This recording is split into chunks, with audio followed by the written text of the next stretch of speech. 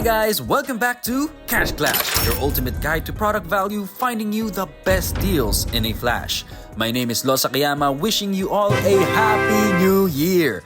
2024 has been a roller coaster of new discoveries and best finds. Kaya naman, samahan niyo ako in today's special episode as we revisit the sweetest moments of 2024. Get ready to indulge in Cash Clash's top dessert picks from last year. Tara! First on our list of best dessert finds of 2024 is Yugara. Quality-wise, talagang sulit din siya kaya deserve na mapasama sa ating top dessert picks of 2024. At sabi nga sa tagline nila, do it yourself, di ba? So do it yourself, yun yung ginawa ko ngayon. Kumuha ako ng base na froyo muna and then nilagyan ko ng konting topping sa gitna and then frozen yogurt ulit then on top. So yung mga kinuha kong toppings, for fruits, we have mango and melon. Tapos nilagyan ko ng konting Rice Krispies para merong texture na iba. And then for sauces, nilagyan ko ng matcha and caramel as well as grahams and crushed Oreo on top para meron ng konting ibang flavor paano dumagdag. So, tikman na natin.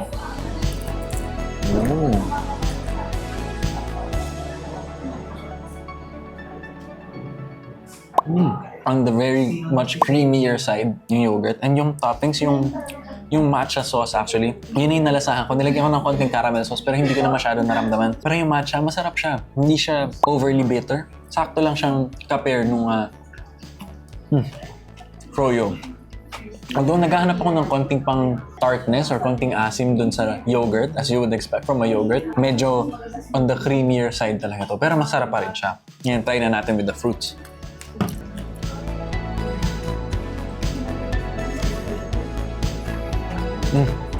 Actually, interesting sa akin yung melon kasi hindi ko naman siya nakikitang option sa mga froyo. Pero dahil nga do it yourself to, ikaw yung maglalagay kung gusto mo, nilagyan ko syempre. Favorite fruit ko din. Very fresh yung mga fruits, tapos nakakapag-add talaga siya ng refreshing kick dun sa froyo. Yung mango hindi siya maasim, pero meron lang siyang konting kick na enough para ma-make up yung kulang na hinahanap kong asim dun sa froyo mismo. And yung melon naman, very refreshing na flavor lang. Tapos yung mga maliliit na Rice Krispies na nilagay ko. And they do it by weight here. So yung Rice Krispies, alam mo, tipid ka na dun kasi napakagaan lang dun, di ba? Pero ayun, yung nilagay kong yun, masarap na yung texture na nabigay niya dun sa froyo.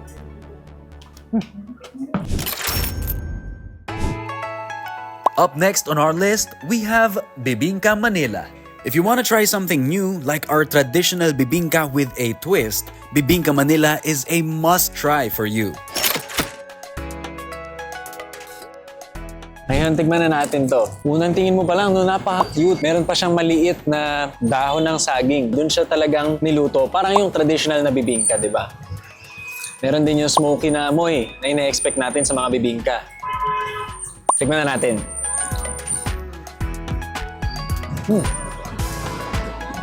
Napaka-simple ng lasa. Melted yung cheese sa taas, pero syempre tumigas na siya ng konti dun sa display unit nila. Pero, the same time, nandun pa rin naman yung cheesiness niya. Hindi naman nakabawas yung pagiging hindi niya melted. Nalalasahan ko yung salted egg, although medyo mahina. Pero masarap. Kasi ang lambot-lambot niya actually. Yung mismong bibingka niya, napakalambot. Parang very spongy talaga yung texture. E meron pa silang ibang mga flavor. Ang una natin tinry ay syempre ang original, ang classic, salted egg with cheese. Ngayon meron din silang ube with cheese at saka suman latik. Parte ito lahat kaya titikman din natin ngayon. To give you my thoughts. Ube cheese. Same with the original salted egg and cheese. Meron din tayong melted cheese on top that's been hardened a bit na sakto lang nagbibigay ng konting alat dun sa sweetness nung bibingka. Maliban pala dun, kung yung isa merong salted egg dun sa gitna, ito naman meron siyang medyo gooey center. Meron siyang soft na ube dun sa gitna. Naglalaban yung tamis at saka yung alat. Yung tamis nung ube at yung alat ng cheese. Ayun yung nagpapasarap dito sa ube cheese naman. Last but not the least, try natin yung suman latik. Yan oh. Ang sarap nung latik niya sa taas. Saktong-sakto lang yung pagkakaluto, hindi siya nasunog. Minsan kasi nasusunog yung mga ganun, di ba? Tapos pumapait. Maganda yung top niya, meron siyang pagka-burnt na itsura. Feeling ko parang may pagka-glaze ng konti. Siguro yun yung pagkasuman niya. Kasi kakanin dapat siya, kakanin naman din ang bibingka. Pero yung suman, palagay ko, forward talaga doon na may katamisan siya, may sugar siyang kasama. Siguro yun yung may glaze dito. Tikman na natin. Hindi ko naintindihan nung una. Yung suman niya pala, ay meron talaga siyang suman na layer. Ayun no?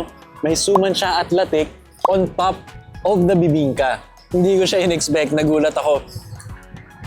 This one is an adventure of textures. Sobrang creative nung pagkakaga-layer nila dito. Meron din siyang salted egg sa ilalim. Yun naman yung nagbibigay nung alat na lalaban dun sa tamis ng lahat to. And it's really an adventure of texture. Meron kang soft and chewy na bibingka. And you have a chewy, gooey suman. At meron ka nung linamnam naman itong latik sa taas kasama na yung salted egg sa ilalim. Ang sarap nung pagkaka-combine ng flavors na to. Para akong nagde-dessert na hindi. Pero at the same time, nabubusog ako. Hindi ko alam, hindi ko na maintindihan. Basta masarap.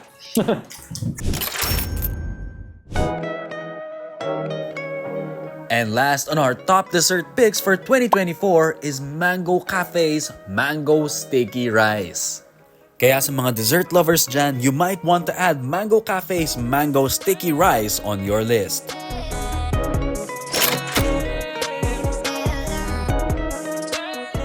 The first impression sa actually nung unang lapag niya sa amin, akala ko mukha siyang burger steak nung una. So parang nalito ko nung kung mali ba yung order. Pero upon further inspection, makikita natin na brown yung rice na ginamit nila or yung sugar siguro, I'm not yet sure. And yun, meron lang siyang pagka-multigrain ng konti, may ibang grains na ginamit. So in-elevate nila yung rice na ginamit instead of just regular sticky rice, no?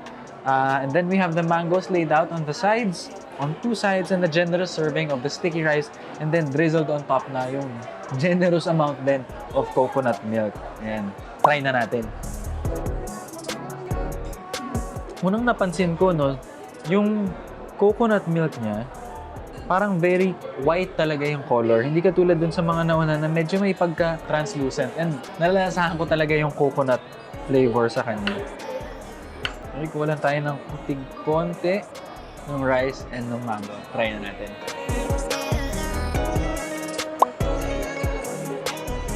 Parang mas pino yung rice. Para siyang closer sa yung hinalong sinukmane na medyo may pagkadurog na konti yung rice. So, mas nagiging sticky siya to itself, to each other, instead of distinct yung grains na makakain mo. Iba ng konti yung experience niya dun sa mga na-try natin kanina dahil yun na talaga yung major difference niya. Yung pagiging mas buo ng sticky rice niya. And then the mangoes, they're great mangoes. Siyempre, nasa Pilipinas tayo, masarap talaga yung mangoes natin. Very sweet. With just a tiny bit of sour. Sobrang unti lang. Just complements the sticky rice well. Although the ingredients look a bit separated, meron tayong layering, nandito yung mango, nandyan yung hindi naman siya talaga parang pinaghiwa-hiwala yung pakiramdam. Parang yung pagkaka-plate niya, it's meant to be eaten this way. Despite being our expensive option for today, it's actually a very generous serving. Ang dami talagang laman nung plate. I think there's 2 halves of mangoes and then a lot of the sticky rice in the middle. So, pwedeng-pwede talaga siya for sharing. And there you have it, guys, our best dessert finds from 2024. What an adventure last year was! Sobrang dami nating natikman at na-discover na masasarap at sulit pagdating sa budget. Ang New Year's resolution ko for this year is to have the courage to always try something new. A new experience always counts, lalo na pagdating sa mga pagkain. Kayo ba guys, what were some of your best dessert finds from 2024? If you enjoyed today's episode, please don't forget to like, comment, share, and subscribe. Once again, I am Los Akiyama and cheers to having more adventures this year.